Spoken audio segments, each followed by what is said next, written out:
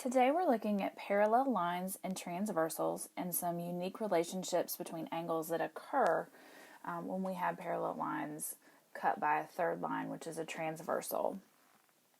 So we can have a transversal intersect two or more lines at distinct points without the lines being parallel. So the angle relationships that we learn about occur even without the lines being parallel.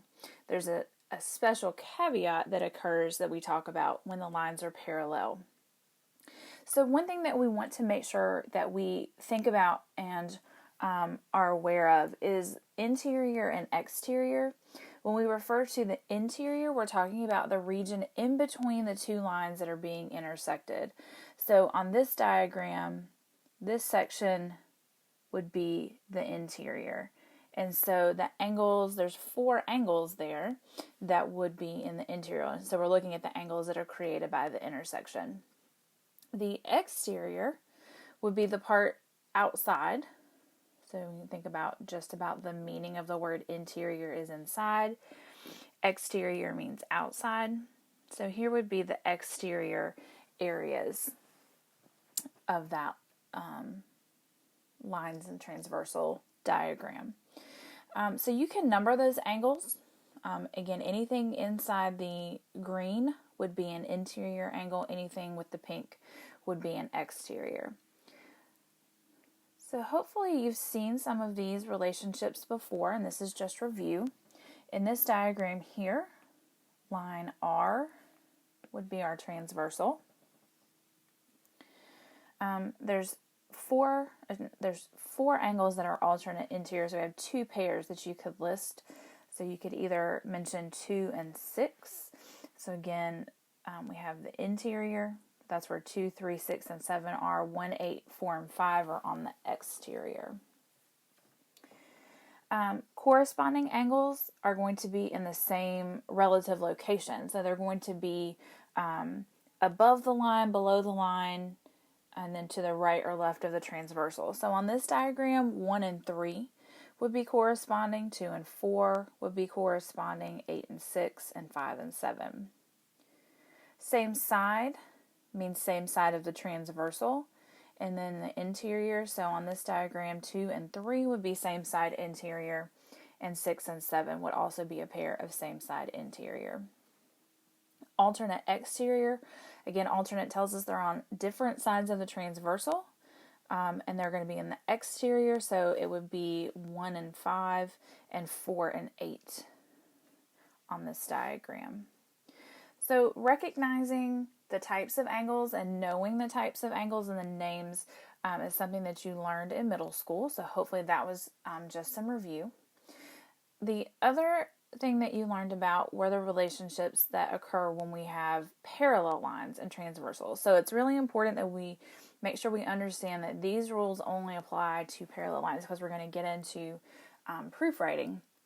So we would have to know that lines are parallel for these relationships to hold.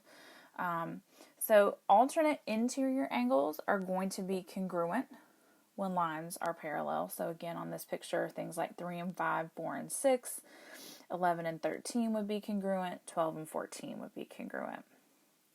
Same side interior angles are going to be supplementary, meaning they add to 180 when lines are parallel and cut by a transversal. So 4 and 5 would add up to 180, 3 and 6, 12 and 13, 11 and 14. Alternate exterior angles are going to be congruent.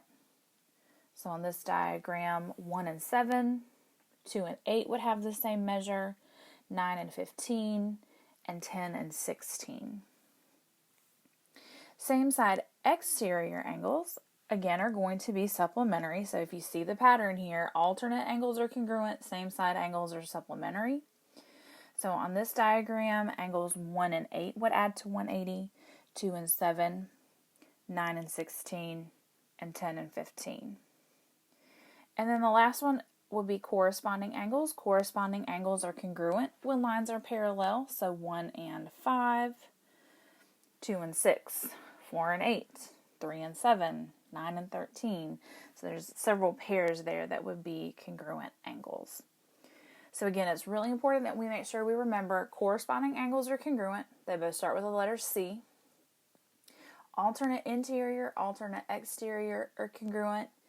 And then same side angles are supplementary. So they both start with the letter S. So just some tips and tricks if you can't remember some of those relationships.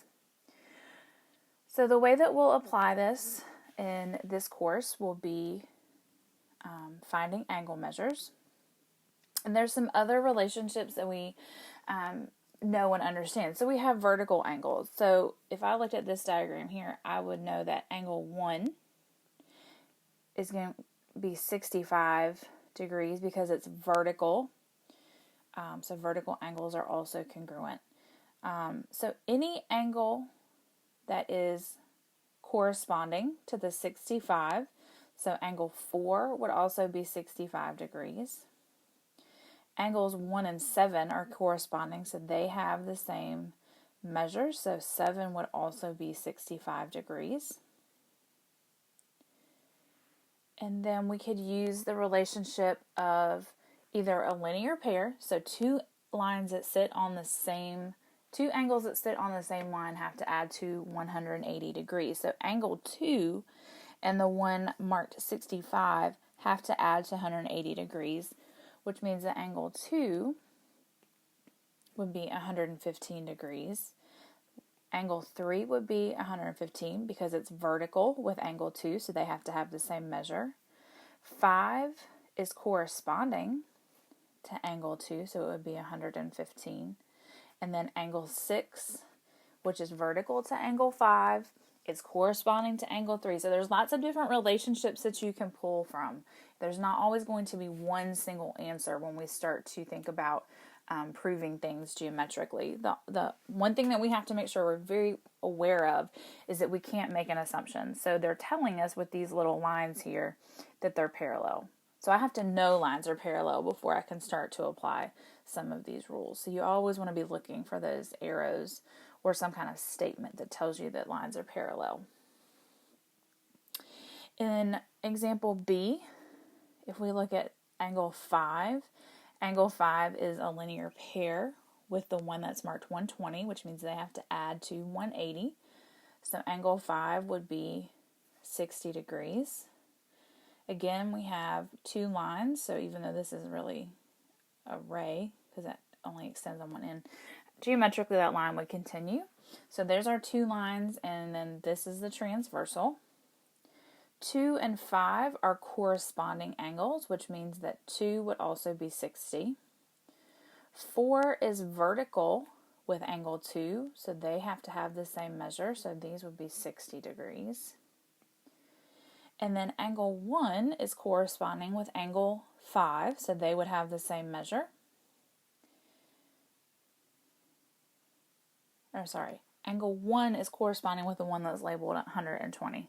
I looked at that and thought something's not right. And then angle 3 is vertical with angle 1, and so that would be 120 degrees. So it's pretty straightforward once you start to work these types of problems, just knowing where those angle measures fit in. We also can work some algebra problems using these relationships. So solving for x. So again, we see here that we have parallel lines, and then because I have parallel lines cut by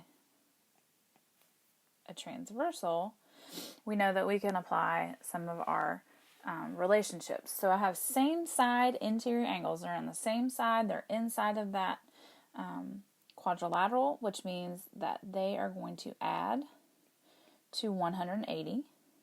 So I take those algebraic expressions, add them together, set them equal to 180, and now we're just going to solve this problem. So 2x minus 50 equals 180. Add 50 to 180, which is going to be 230, and then divide by 2. So x is 115. The same thing with this triangle. Again, we have parallel lines. This line would serve as our transversal. So these are both below those parallel lines and to the left. So these are corresponding angles. Corresponding angles are congruent. So if I have congruent expressions, I can set them equal to each other. So supplementary, we're going to add them together equal to 180. If something is congruent, we can set them equal to each other to solve. Subtract x from both sides. Add 10 to 40. So we can go ahead and move all of that at one time. And 50 divided by 2 is 25. So again, the math with this is not the challenge. The challenge is knowing the equation to set up. And so again, supplementary, we're going to add together to equal 180. If things are congruent, we're going to set them equal to each other and solve. And then the last thing that we're going to be learning how to do in this unit is writing proofs. So proofs come in a lot of different forms. The one that we're going to focus on is a 2-column proof. So this is a 2-column proof. One column is all of our statements. One column is all of our reasons. You see that they're numbered there because for every statement I make, I have to have a geometric reason that I'm allowed to make that statement.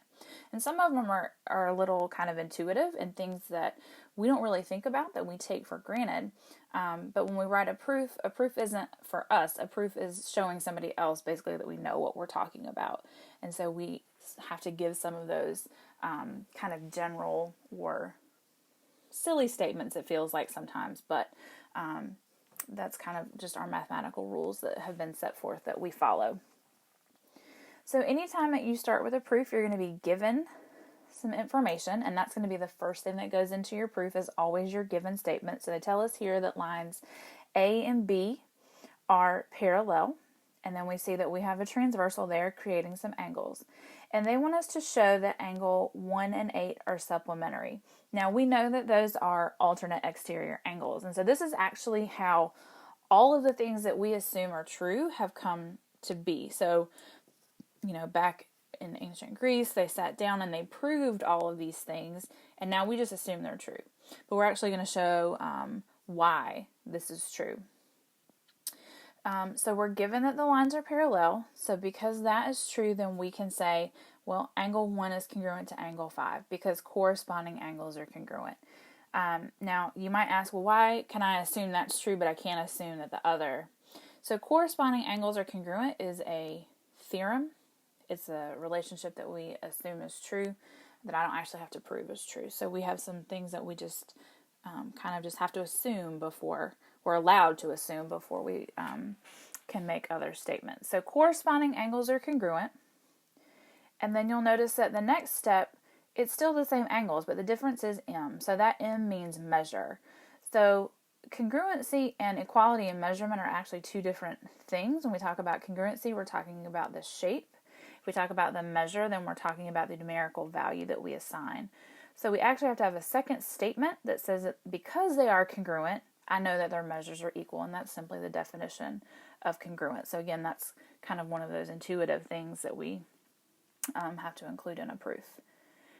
Then we can say that angle 5 and angle 8 are supplementary because they are a linear pair. They sit together, the two angles added together make a line, so they have to fall under that category of supplementary.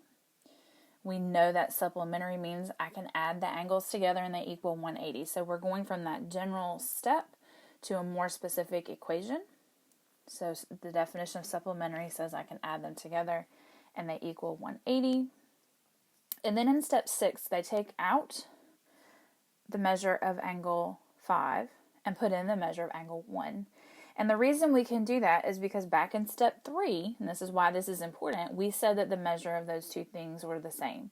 So that's another reason we have to have that there is because I previously mentioned it, now I can use it later in the proof. So that is simply a substitution. But again, to make the substitution, we have to have said before that the measures were the same.